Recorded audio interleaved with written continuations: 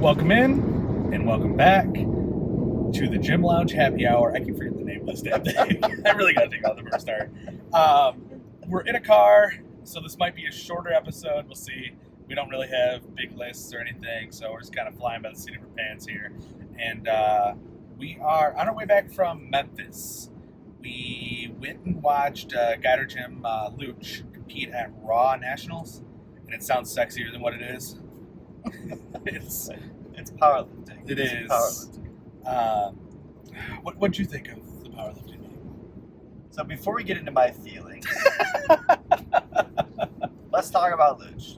Sure. So Luch competed at his weight class, 90 kilograms, Yep. which for normal people, that's just under 200 pounds or something like that. Yeah, it's like 198. Yeah. So that's his weight class. Powerlifting, just to recap, there's only 3 lifts: squat, bench, deadlift. You get 3 attempts at each lift, and they'll take your highest completed rep of each, add all the weight up, and wherever you land in your group, that's how you win, lose, or wherever you place. Yeah, that's true. They call it your total. Yeah. So he did well for himself. He PR'd, so he had a personal best in his squat and in his deadlift. He was a little disappointed in his bench, but he still did well on his bench. He's, as a 19-year-old, he's benching more than probably 99% of 19-year-olds. Yes. He had 266 on his bench. Like that is a massive bench. 292. Yeah, so he had 292. That is a massive bench. What is wrong with your I keep cutting him with short. your head? I keep saying 266 and cutting him short. Jesus. So he had 292, I guess. I don't know. Which, massive bench for a 19. That's a massive bench for anybody. But, Yes. like, as a 19-year-old weighing 92, whatever he weighs, wow. It's been a long day. Brett only got 6.5 hours of sleep at 93%, so he's, It's killing me. he hasn't had his white girl coffee. You probably have a few coffees already. I haven't had any coffee yet. Oh, wow. That That explains a lot. it does. It's fair. So, So, massive bench. yeah, and he did well. So you could fail one of your rep attempts, even though you say you're on the bench, you did the rep, but they have a very strict criteria. There are so many fucking rules. So many rules. And they're all dumb. All dumb. There might be a couple that are okay. A couple that are okay. So he only missed 1 rep, and he still hit that weight on his next attempt. So he did well. Overall, he did well. It was his first national competition. Yep. He seemed very composed. Seemed very, himself, very comfortable. Right. Which a lot of stages like this get the nerves get to people, and you don't compete as well as you should. And I'm curious how much his thought process and how well he was going to do played into that. Because, like, if it's me and I'm coming into this, I'm like, well, fuck it. I'm going to be, below 10th place or anything like that. I'm probably like, well, I don't really care too much. Like, I'm not going to get too nervous about it if I know I'm not going to place well, I guess, to me personally. And so I'm curious where he thought he was going to place overall and how that played into his mindset. True, and I think he does follow a lot of his competition. Sure. A lot of these guys post their weights, what they're hitting on social media. And it's very impressive. I don't want to take away from powerlifting. These people are very strong, and this is a drug-tested federation. Sure. So, they're natural. They're not on any steroids. And this is raw too. So what raw means is they don't have any. It's not equipped lifting. They're not using knee wraps. There's not the bench. Whatever it's called. I think there's bench suits too. Yeah. There's no deadlift suits. It's raw. That's what they mean by raw. And I don't think the drug testing plays a factor in it because they're not drug tested raw. I have no idea. Me neither. No Anyways, idea. very, very strong guys. Yeah. So, but it was cool. It's a big ordeal. It's in this convention center, and They got the lights going, the music going. They got an MC who was dressed as a pirate the whole time. Apparently, some dude was dressed as Elvis the other day too. Yeah. That's what Luch said. So it's entertaining. And They try to do their best with it, and in comparison to like strongman, I would say it was a smoother run contest. Oh, 100%. Like they were flying through people, and it's everyone's squatting, and there's not much like what. Only thing you're changing is the weights, and they're efficient as fuck at that. Yes. Like these weights are flying on and off, and they're good at that. From not only the weights, the height, the rack height of everybody. Yeah, these combo racks are cool. There's like a jack that they basically use to change the height of it. It's super smooth and easy. Apparently, those are like $2,500. So don't expect to see in one of those. They're not that cool. Yeah. No. So, but he did well. He did well. He really enjoyed it. I think he competes again in December. Yeah, he's in December up in Appleton. Gotcha. Which we met the owner of the Appleton gym while we were here. Yeah, there's vendors, and they have their own booths, and people are selling stuff and giving stuff away. It's cool. I recommend it. Yeah, for sure. At least once. I would not recommend it twice. No, just once. Yep. Sorry, Luch. I think the only way that is a fun time is if you are there watching numerous people that you know that are competitive. Yeah. So, like, there's people that are going for world record, or not world records, American records. I think a couple were world records. Were they? Yeah, I think a couple were. And they had the opportunity to hype them up and get the crowd engaged, and they did it sometimes. They missed it other times because people are going so fast and doing these reps. But we went back for the pro portion at night, and so that should be a little more exciting. It's one platform. It's not 4 at once. Single platform. It's the pro. Oh yeah, I guess we didn't talk about the setup. Yeah. So, but for the pro, it's single platform. Crowd dead silent. Like there was one cheer. Yeah. We got through all. We were there for all the squatting. There was one time there was a little bit of a rumble in the crowd, and it was because some guy was coming up that's, I guess, the best in the weight class or something like that. There's like a little excitement, a little buzz in the air, but it was weird. Yeah, and on top of that, I went to go get a drink so I could, get through this powerlifting meet. And she's like, "Yeah, it'll be $16 for this Tito's water that I'm gonna mess up anyway." And I'm like, "Whoa!" And that was bad. I got a can of Mountain Dew earlier. That was $5. That's insane. Yeah. So it was expensive. I expect to pay for overpriced goods there, sure. But you're just kicking me in the taint at that point. That was brutal. I mean, my breakfast there, I got a breakfast burrito, which was an okay sized breakfast burrito, and I thought it tasted pretty decent. And came with a couple slices of bacon and a water, and it was $20. Yeah. And I'm not sure how we got to that $20 because the burrito said $9 on the menu. I don't know how much the bacon was, but it was apparently $12. But overall, I think we both are in agreement that we don't enjoy watching powerlifting. I don't enjoy watching it for 6 hours. Sure. Like, I appreciate how strong these people are, and it's cool to watch it for maybe an hour. If I can watch an hour of each... If I could watch an hour of the strongest people, yeah, I think that's kind of sure. what I think it'd be okay. And if they just did a better job of, like, I don't know, hyping it up somehow. Yeah, they're really just trying to pump out people's reps as fast as they can. And like they do have a cool setup. So like for the amateur level, there was 4 platforms. They have a screen above each platform. They're showing the video, and they're putting up the weights that are on there and what their attempts were, whether they hit them or not before that. So like that, the production value is pretty good from that standpoint. Yeah. But like things like we talked about, there's no scoreboard. No. Like I have no idea where everyone's sitting at any point. And then finding it on your phone was... Oh yeah, you pull it up on the phone and like it's okay, but I had to go to like 5 different links to finally figure it out, and it was like searching, like it wasn't readily available on like the Raw Nationals website. Like you think there'd be a spot right there, right click, here's stuff. I had to go to like their Instagram, go to their link tree, and then go into something else from the link tree, and then I finally got to the thing. And so I don't The scoreboard. Give me a scoreboard. I need to know where everyone's sitting. Sure. And then they had 2 MCs, and I don't know. Like, I just felt like they weren't hyping people up very much. Yeah, and there were a lot of times where they were indirectly competing with each other, where they were trying to hype up different platforms, and like, guys. And to that point, maybe we don't have 4 platforms right next to each other, and maybe we spread them out a little bit. And I don't know, but it's tough.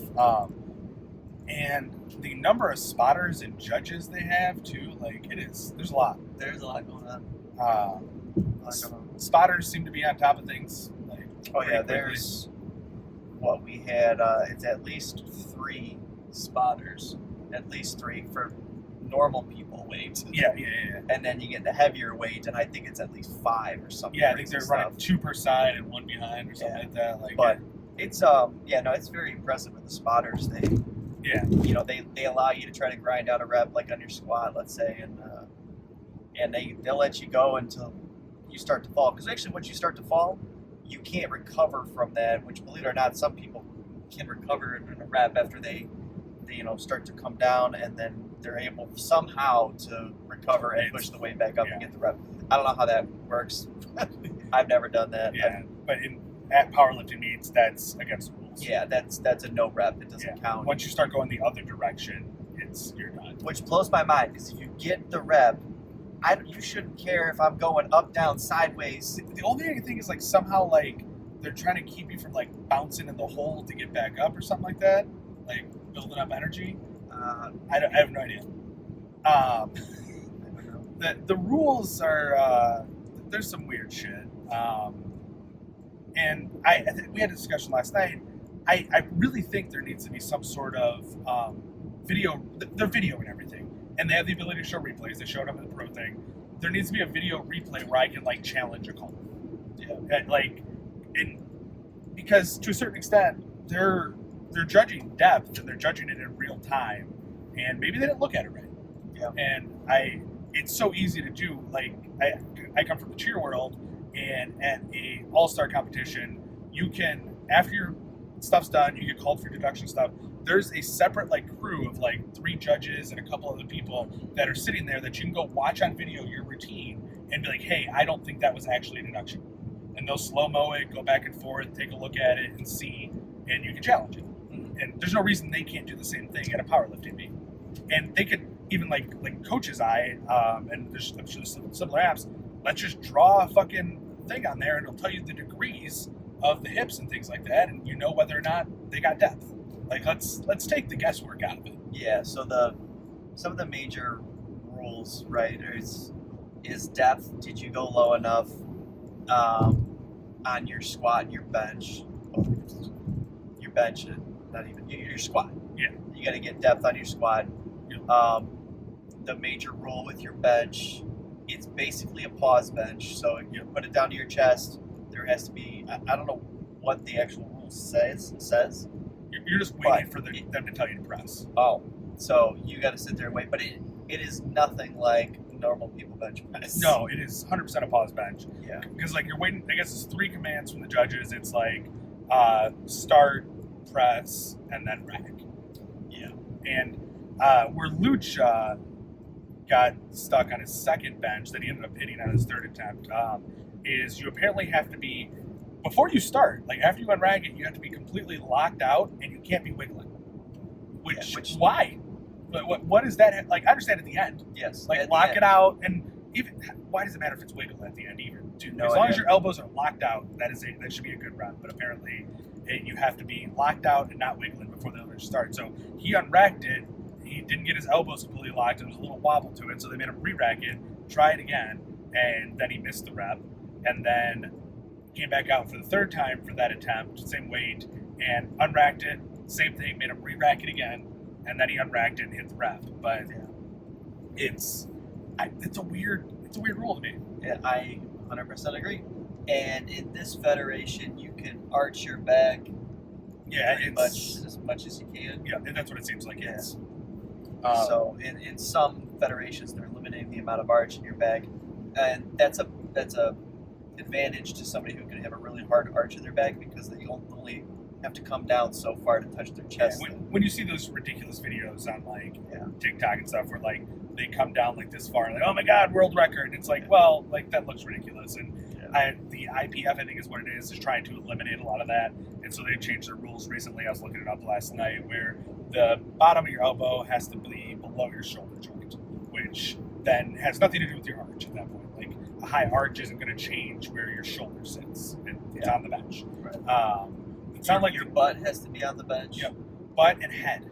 And I think shoulder, butt, head, shoulders. I think is what it was. Which I don't know how you're pulling your shoulders off. If like the head one's interesting too. I don't know why that makes a big difference. I don't know. And then I don't know if it's this federation or it's IPF. Weird rule. Can't put your feet on the bench to set up. A lot of people put their feet on the bench to set up, which is how I set up for my bench. And I'm assuming it must be the IPF that I was reading up, because they're trying to eliminate, I think, like the arching and things like that. And when you put your feet on your bench, for me it's easier to get into a deep arch because I'm setting up tight and then just setting my legs down after that. But I have no idea. Some guys set up for bench yesterday. I watched them. They would arch onto the bench, like they do almost like a back bend to the bench. Just very, very creative. I saw people wait until they unracked to set their arch. Weird. I'm like, that's interesting. But, yeah, that's different. So those are some of the interesting rules with benching.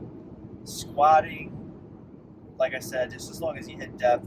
What are they saying here? The crease of your hip has to be below your knee. I think so. Or something along those lines. And that's all eyeballing. And I don't know. There's 3 judges looking at you, and they all have to give a white light in order for you to. You need 2 out of 3 white lights to get the rep and have it count. And so I don't know exactly what these judges are looking at. I don't know either. From each angle, is it if it's just depth or? I'm sure they're trying to decide whether you're going up or down to that sort of thing. Like if you regress, but like that's pretty evident. Like I feel like that one's tough to be like, I don't know if he went backwards. Right. Like, and then there's, I think I heard there's only so much you can bend over in your squat. Yeah, which is like what? I don't know. The deadlift. I saw a lot of people get screwed on the deadlift. I shouldn't say a lot, but a variety of people. Heavy deadlifts. Pretty much, in my world, in my opinion, they locked out the rep. Their knees were locked out, but then their grip failed at the top. Like after they didn't get the call, they were trying to make adjustments. Yeah. To meet their criteria, and it took too long, and they dropped the weight and lost the rep. Like in comparison to strongman, like most contests you go to, you barely lock that thing out and you're getting a down call immediately. Like this, like they're locked out for a second, 2 seconds, and they're like, okay, now we'll give you a down call. Yeah, like there was a deadlift and his knees were fully locked out and he didn't get the rep, and they said his shoulders were forward, and I'm just like, his knees are locked out. Yeah, if knees and hips are I don't fucking care. Yeah, if my knees and hips are locked out, like why do I need to have my shoulders back? Yeah, it just crazy stuff like that in my world. But I don't know. So powerlifting, it's interesting. And then there's always, which isn't specific to powerlifting, but like you can only wear certain clothing. You have to wear their shit or something. Yeah, the singlets had to be something specific, and I don't know. I have no idea. Strongman's a lot better. Strongman is better in a sense that there's a lot more variety. It's a little more entertaining to watch. It's more entertaining to watch. It's less strict. It's did you get the rep? Did you not get the rep? It's very, not strict at all. However, it is run like shit. It is run like total ass. I have gone to maybe 2 good contests, and I have maybe gone to 10 total, I think. Yeah. Like not just competing, watching and competing, and I've been to 2 good ones. Yeah, so in Strongman's defense, the events that they're setting up, it's not just adding and removing weight from a squat bar to for the next person's weight. There's a lot more involved with it because there's a variety of events. Yeah, you may be taking a sandbag back 70 yards that you're using a what's the thing that a dolly for, trying to get stuff back, and like there is a lot more stuff, but generally it's not that side of it that is run horribly. Sure. Sure. It's there are many things that are wrong with the way they run strongman contests, even at the national level. And that's the one thing we heard too from I don't remember who it was, but this powerlifting meet, it's a nationals. Someone did say that the lesser contests aren't run as smoothly, and so you've been to one other. Well, if you don't have those combo racks, yeah, that's sure. Well, how was the one powerlifting contest you went to that wasn't a nationals? Did they do the combo racks too, or? I honestly don't remember at all. Okay, cool. Yep, not a clue. Not a clue. But it was a long day, right? It was a long day. For this nationals, they ran through. It was not only was it 4 platforms of 4 different weight classes, they did 4 flights on all 4 of those platforms too. So essentially 16 different weight classes or age divisions, all that stuff. And we got done in 4.5 hours. Yeah, so there's a ton of competitors. Yeah, like that flew through fast. If that was strongman, that's with that many people, that is likely a 8 to 10 hour situation. It might be a 2-dayer. It might be. And to be fair, strongman's five events. Powerlifting's only squat, bench, deadlift. But most strongman events, you're only doing 1 attempt, unless it's a max event. Then you're getting more attempts. Those can be pretty long. Yeah, those can last a while. I had a contest in North Carolina 2 years ago, and it had both a max deadlift and a max log. And the max deadlift for the men, 4 hours. It was 100 competitors, and there was probably 60 men, something like that. So it's a good chunk of people. But this is where the organization's terrible. What they chose to do is they give unlimited attempts, which typically for strongman, the thing that they do is they use Wessel's rule, which is essentially you get 3 attempts, but if you fail 1, you're out. So you get 3. You pick your 3 weights. So similar to powerlifting to a certain extent. However, this contest allowed unlimited attempts, which can be fine. Unlimited attempts can be okay. They started the weight at a weight that the lowest weight class in strongman's the 175s. It's a weight that every single 175 person would be able to hit for a set of 5. And then most people were taking it because I might as well warm up, on my way up here. Right. And so it ended up taking 4 hours. And we were outside, and the heat index was 110 that day. Yeah, it sounds miserable. It was brutal. And then after that, we had a max log, which they decided just all of a sudden you know what, max log, we're gonna go with 3 attempts. See, that's the shit with strongman where they make shit up on the fly. Yeah, we went to the Kentucky contest together, and they were changing weights of shit. Yes. At the contest. I go up, and I'm supposed to have a 265-pound sandbag, I think. Or no, I think I'm supposed to have 230 pounds, something like that. I think 230. And all of a sudden they swap it for a 265, and I'm like, sir, that's what we're going with. And then your stone got switched out at that same contest? Stone got switched out. For a heavier stone, right? It's never lighter. They never go lighter. No. Then what was the Nationals with the sandbag? They put mulch in it. Oh, that was brutal. At least that one, I mean, it sounds fucking stupid, and it is stupid, but at least everybody, I don't know. So they bought the wrong size sandbags, essentially. Which point at there? We got fire? I don't know if it's a fire or if it's just making smoke. Yeah, it's been... Oh, Jesus. What? Are they burning their... She's moving. That's weird. Alright. Well, ADHD Noah over there. Yeah, you fucking looked too. I think this guy's tractor's on fire. It's a bad day. They bought the wrong size sandbags, essentially. And to combat that, instead of maybe changing the weights of the sandbags, because the sandbags are designed, if they're this size, you put sand in them, and they're going to be that weight, is essentially how they're designed. You have some wiggle room at that, where you can maybe pack it down tighter, or pack it a little looser, and still be okay. Yeah. They decided, since they ordered too big of sandbags, to keep the weight the same, we're going to fill it with mulch, which is still a thing people will do. They'll do rubber mulch or regular mulch. It doesn't matter.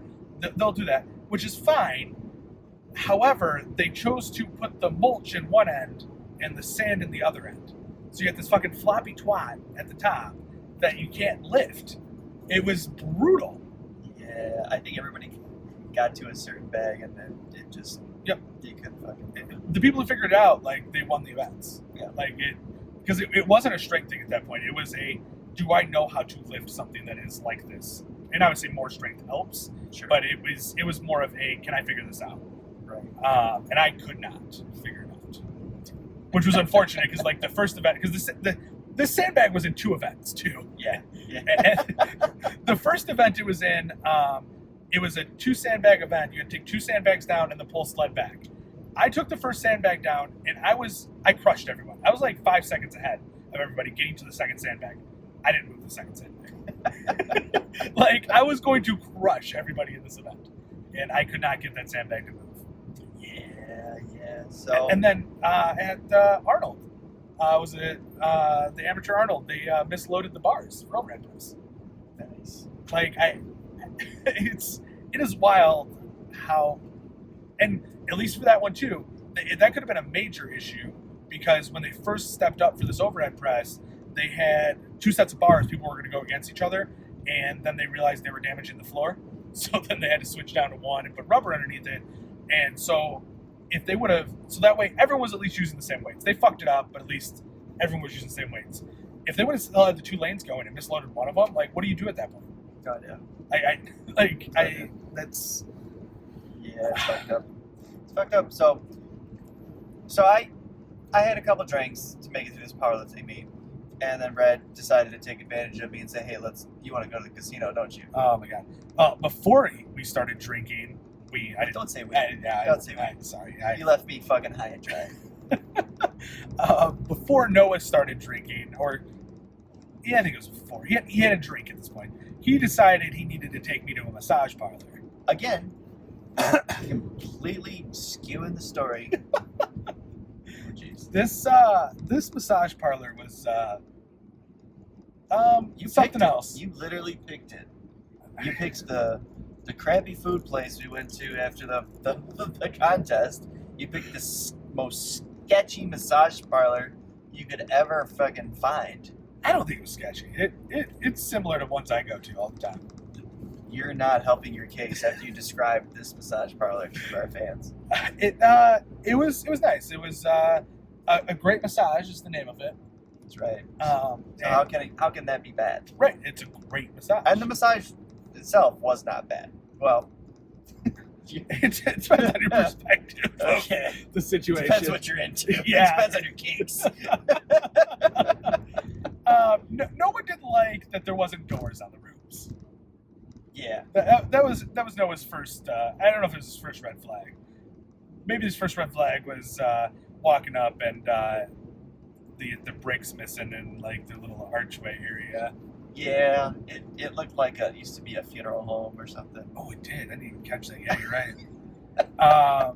And so instead of doors, they did sheets across the door, which I had no problem with. Noah apparently likes you're calling them sheets instead of curtains to make it sound a little nicer, a little more classy. No, these are sheets. I said sheets. I know. It would sound better if you said curtains. Oh, no. I guess I didn't look at them. You were the one analyzing the situation. I just assumed. The other one I go to does sheets. So Listen, I just noticed the fact that it wasn't a door, like, a normal... No one needs a lot of privacy when he gets his massages, I don't know. apparently.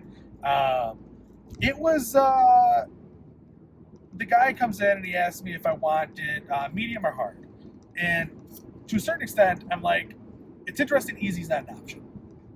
You would think that would be an option. But I go with hard, and that may have been the worst decision I've made this weekend. It was what I needed, but it's not what I wanted. I am so sore today. I feel great. Yeah, Noah's massage sounded like it was a little more gentle. Yeah, I got the easy massage was in my cubicle. That's what I'm gonna call it. That's a fair assessment of the situation. Jesus. Yeah, the dude worked me up and down, and it was rough. I think I shed a couple of tears. I bit on the table accidentally a couple times. I'm enjoying my massage, and I just hear, and I'm like, what the fuck is going on? And turns out they just part of the massage is just to get punched or slapped or Gotta get slapped around a little bit, you know? And here's the crazy thing. My massage costs more than Noah's did. That's right. I don't know what I said. You said hard. Apparently hard. Did you get asked? No. Medium or hard? Okay. You did have a woman. Maybe she didn't feel like she could go hard. Sure. And so that wasn't an option. I have no idea. It was a good massage. He found the knots, all the pain points, everything. And if it was there, he found it. If you want to hear more about the massage, you can watch the video we'll post that about this whole trip, and that'll be a separate video. You'll get more details about the massage there. Yeah. So then we went back to watch more powerlifting because we love it so much. Yeah, went to Olive Garden. Sure. It was phenomenal. Yes. I tried to That's order. why I chose it. I tried to make a joke, which my jokes were not on point this weekend. Noah got killed by all his jokes. Yeah. The first one, when we were getting breakfast at the contest, Which is like 9 a.m. Sure. And, you know, I walk up there, they got a little breakfast bar and, you know, a cooler and bag for the drinks. And the lady's like, oh, what can I get you? I'm like, can I get an orange juice and Tito's? And she just starts going to the cooler. I'm like, oh, I guess they have Tito's. I didn't see any alcohol. Sure. I just was trying to be funny and order it. But I'm like, if she's going to give it to me, I'll drink it. Sure. I'll sure. take it for the team. Right. So- Absolutely. And then she gets to the cooler. She pauses. What did you say? We don't have any Tito's. I'm like, oh, okay, yeah. So And then I go ask for the burrito, and I'm like, hey, I'm doing the bacon burrito. She's like, oh, we don't have the bacon. She asked the lady, what are these? And like, oh, it's turkey, something else, and then chorizo. I'm like, oh, I'll do the turkey one. Trying to be a little healthy and stuff. She goes, I'm like, oh, I won't do the turkey. I'm like, is the whatever I forget the center one was. I'm like, is that one okay? She's like, yeah. I'm like, oh my god, I don't know what I'm getting myself into here, but yeah, no bueno. So we went to Olive Garden. He orders a water. I'm like, I will also have a water. And then I pause and I go, and Tito's. And, you know, saying I wanted a Tito's and water, but I guess wasn't stated that way. So she brings me out a water and then a shot of Tito's. I'm like, I guess we're just going to drink Tito's straight.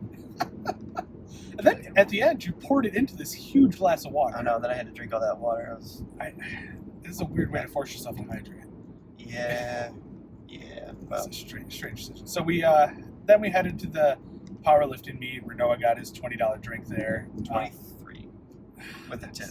Jesus.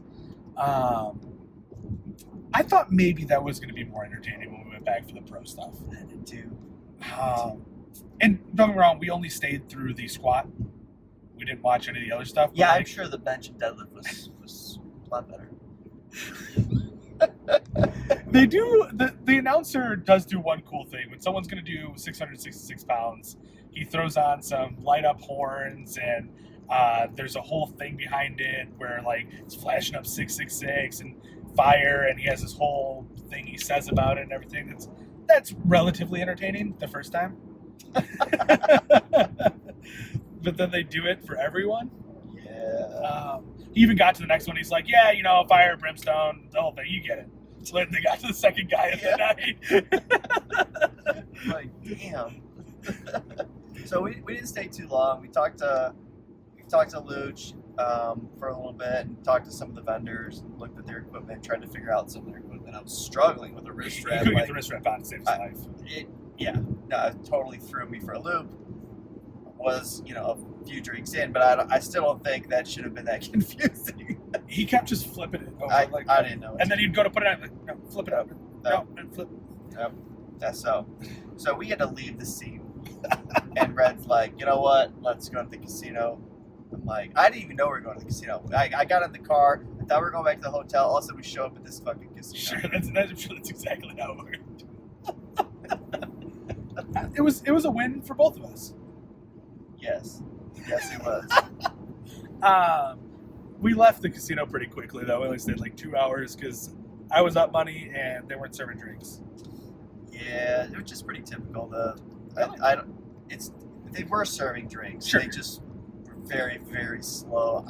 I saw a waitress 2 or 3 times in the 2.5 hours that we were. Yeah. And it's not that big of I mean, it was a big casino. That's why we went there. It's the world's largest casino. Sure. That's what I told that guy. It was a very big casino. It was, and they had a dog track actually, Sure. which would have been interesting to see. But yeah, so we gambled for a little bit, and I have a problem. I just have a You problem. stop I right just have a problem. Just stop right there, dude. So it's very difficult for me to like leave even with the money that I came with. Either I'm up, most of the time though I'm just down. Sure. So I only lost $100 for the night, which is a phenomenal night for myself, and I could have walked away with $75, being $75 up, but Sure. that's just not me. So Yeah, it's not fun. I have, well, I'm discovering the last 2 times I've been to the casino as a bigger problem. yes, It's, you're a little behind the times in my world, but that's fine. Go ahead and explain.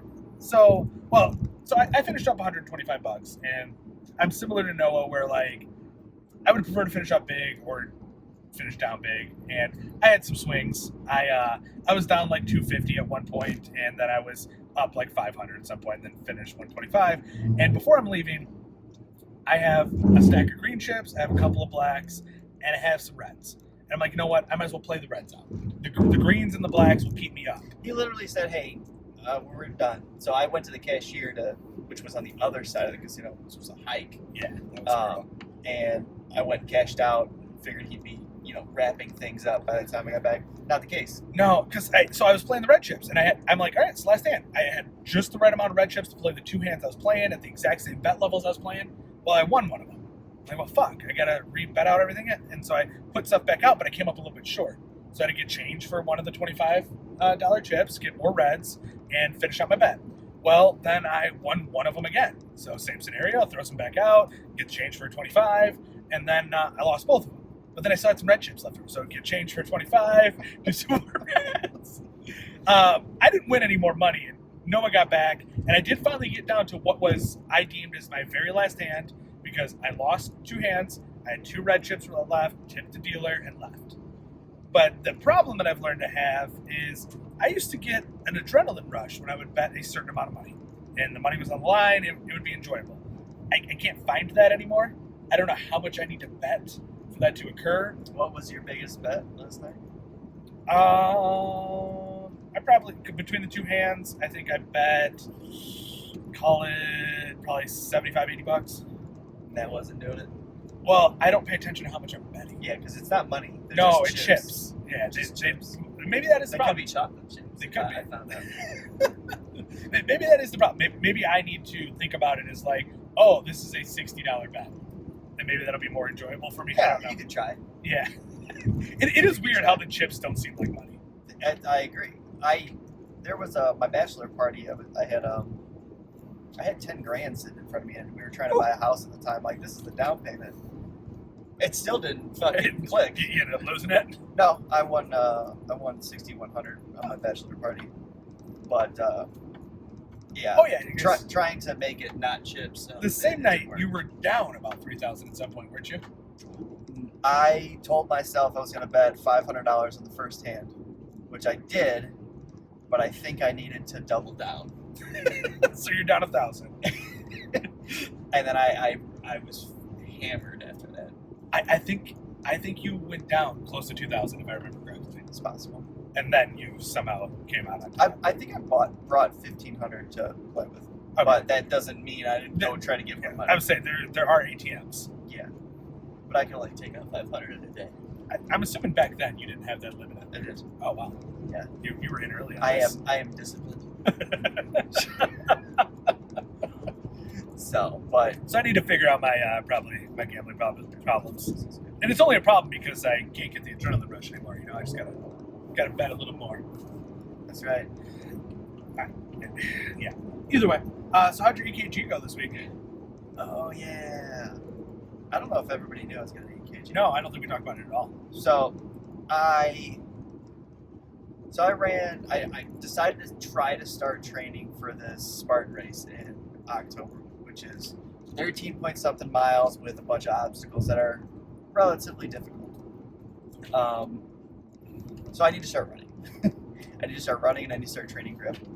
And so I'm like, I'll go for a jog and we'll do a mile. We'll start with a mile and then we'll work our way up. Fuck, I made it like down the block jogging and I'm like, holy shit, I gotta walk. And it very quickly turned into a jog walk this mile. Sure. Yeah. Which I don't think is unreasonable for someone who doesn't ever run to not be able to make it a mile. Sure. This jog though was very slow. So like I anticipated being able to sustain that, but it didn't happen. Sure. It didn't happen. So I'm on my way back and there were a couple times where like, hey, let's try to stride it out a little bit and see, get a little bit of speed going and see what happens. I did that twice and I had extreme tightness in my chest and I couldn't capture my breath, which in my world, like, You couldn't catch your breath? I couldn't capture my breath. Who the fuck says capture the Who the breath? fuck says scooting? Fucking twat waffle. This guy just decided to describe the car as, this car scoots. It was my first time driving it, Who the fuck and, says that? and I pressed on the pedal, and it scooted. It scooted right along. Yeah, I bet. Nobody should say that ever as well. Anyway, so I attributed that to my cardio is bad, I don't run. And then describing it to a coworker who is familiar with heart problems was like, you need to go get that looked at, which was like 2 weeks later. But I hadn't experienced that after that. It Because was you didn't just, run again. I did. Oh, okay. I ran slower though. Got it. I didn't know that was possible. Yeah. I had a sub 12 minute mile on my first one, no big deal. The other one was 13 minutes. But, so yeah, I went to the doctor after I called them and I got scolded by the nurse. She's like, I'm going to put my mom hat on. You waited 2 weeks to call the doctor for something like that? Wow. I'm like, I guess. I would have never thought to call the doctor. I know, because I think we're both in this weird age Right. time in our life where, like, I'm not old. I don't need to worry about a heart attack. Well, like, yeah, well, I don't know. To me, I at 18, I would get test tightness when I would start to run again. So, like, to me, like, So I've never experienced that. oh, okay. So, like, I've gotten that a ton of times when I go back to running. If I try to dive straight into a mile, I will get the chest tight, throat hurts, like, all that stuff, like burning in the throat, like, feel like you're gonna throw up, headache, like, all kinds of shit whenever I dive back into it. So, for me, there is not a point where I would have ever thought, yeah, I should go see a doctor about this. So the other variables that didn't click for me was, like, I've got semi-high blood pressure. Sure. So high blood pressure, tightness in the chest, can't catch your breath. My heart rate wouldn't come down for a significant amount of time afterwards. All that stuff is kind of like, Because, like, if you're not hitting cardio a whole lot, your body doesn't know how to recover, from it to bring the heart rate back down and things like that. So, like, not red flags initially for me. I think when you start adding all the things together, it becomes a red flag. Sure. I mean, if I'm following rest periods on my strength training, it should have some heart health effect. You'd have to strength train That's true too. for that to be a thing. But I do think if you were to independently, like, look at each variable, none of them are red flags. You put them all together, it's probably a red flag. Yeah. So I got scheduled for a doctor's appointment and an EKG, which is where they basically measure your heart rhythm, and it prints out of this paper. The doctor looks for abnormalities, which he did find minor abnormalities something called a T wave. No idea what that means, but the next move is to schedule a stress test. He didn't sound terribly concerned, Sure. so that's good. But And he didn't tell you to stop drinking energy drinks. no, my mom did. Your mom put her mom head on? Yeah, it's unfortunate. So I do drink energy drinks. I averaging probably one a day. I don't go over that, but probably not good for you. What's alcohol's effect on the heart? Nothing. Nothing. Makes it superhuman. Beautiful. I don't know. I don't think there is one. I just was curious if there was some I don't sort of effect on the heart. But the other variable of all this too is my sleep apnea. Sure. Sleep apnea fucks up everything. And for those of you that are tired, and when somebody says, "Hey, you might have sleep apnea," because they've heard you sleep and it sounds like you're suffocating, you probably have sleep apnea and should go get tested. Yeah, maybe we don't die in our sleep. No. Yeah. And it leads to these insane problems Oh my when God. it's not treated. All parts of your body and your life are freaking affected. Yes, like someone we know had sleep apnea. He was entering liver failure essentially due to sleep apnea. Your body starts shutting down. Yes, and it wasn't until a year later, and he still wasn't 100%. A year later of treating the sleep apnea, and his liver function was not back to 100%. Yeah. So like it's random ass shit that it's going to cause. It's like Noah's heart problems could be linked to the sleep apnea as well. Yeah, the higher blood pressure could be attributed to that. It can affect The lower testosterone too, right? Like wasn't that a... There was some correlation between the two, yeah. Right. They didn't quite... There was a correlation, but they didn't know what the causation was, right? They didn't know if it was one causing the other or vice versa. So if you even have this inkling that you think you might have sleep apnea, go do a sleep study. Go do a sleep study. You can even do a sleep study at home. Sure. I don't know how that works, Me but neither. you can do it. Yeah. It's... Sleep apnea sucks. Like... And I didn't even realize how bad I was until my trainer pointed it out and friends pointed it out. Yeah. But I was going to work. I was coming home, working until 3 p.m. Taking a nap from 5 to 8 p.m. like a hard nap, and I couldn't not nap. And for whatever reason, that habit, that routine, just became Sure. And I would wake up for an hour and I'd go back to bed for the night and sleep like total shit. And what are the typical indicators? I just told you I couldn't even recognize anything, but it was extreme fatigue. I was just crabby all the time, but like from a health perspective, I couldn't recover at the gym. You're not recovering because you do most of your recovery during your sleep. Yeah. And I wasn't hitting deep sleep to recover. So there was that, but I'm not hungry when I'm tired. Oh. So I'm not eating enough, which then I'm lacking energy, which just fucking snowballs. Sure. And to a certain extent, if you sleep with somebody else, they can help you probably identify if you have sleep apnea, right? Like I'm sure Brittany, looking back on it, would probably be like, oh yeah, you sleep like shit. She had definitely mentioned things. I just didn't take the initiative to do it earlier. Sure. And I think that too, like people think like sleep apnea is just like, oh, I breathe weird when I sleep or I snore, and it's so much more than that too. So I think that's why some people will downplay it as well. Yeah, for sure. So go get tested if you think you're there. But minor abnormalities on my EKG, and we're scheduling a stress test, which is they put me on a treadmill and try to recreate what happened. But Won't take them long. no, it will not. No, it fucking will not. Holy moly. Yeah. So we're going to do that and see what happens. The other thing that happened on the same day is I got blood work done. We got blood work done, and that was to monitor kidney function. And good news, we've improved our kidney function. Pretty much everything has improved. I don't know, actually Red was reading my results. Dr. Red was looking at it. He's got off a little graphs. But it shows what my numbers were last blood test, which was really nice to have that comparison right in front of you on the same page. Right.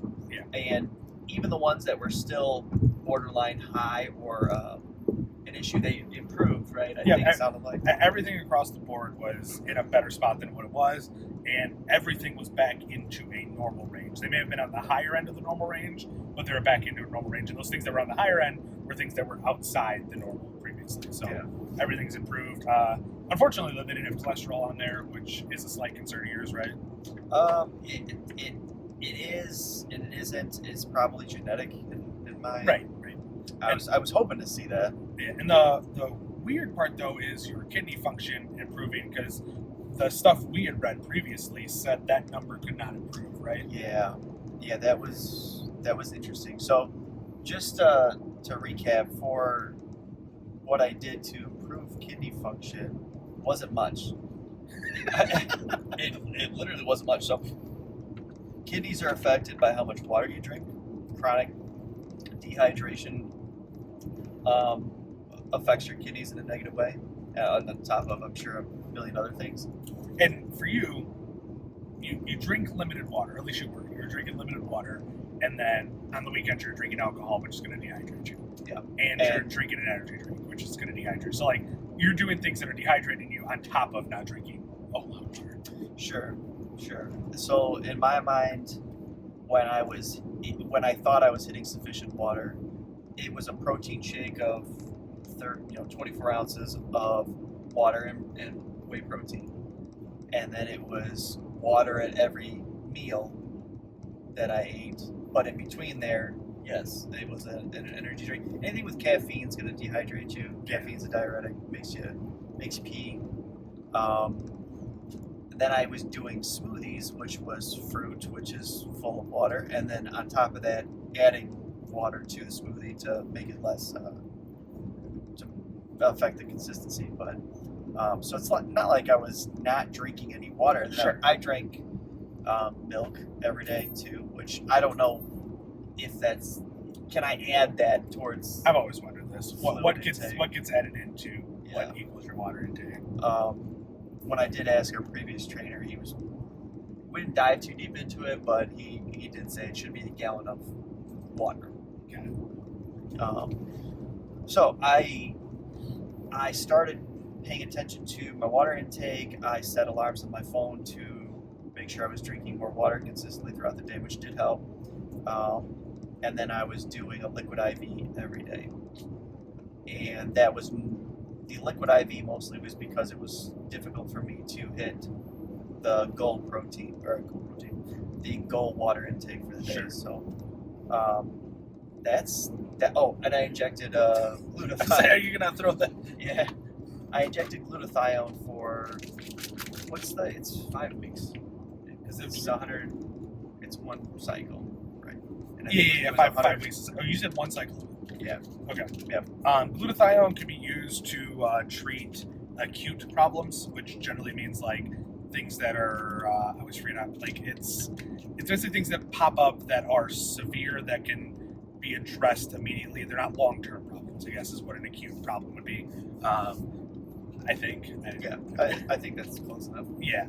And so, because I took it for my liver issues, which had improved my liver function, he took it for his kidney function, and his kidney function improved. But like you said, he fixed water intake and things like that. So we're not going to say, the glutathione definitely did it on its own or anything, but it obviously probably played a factor.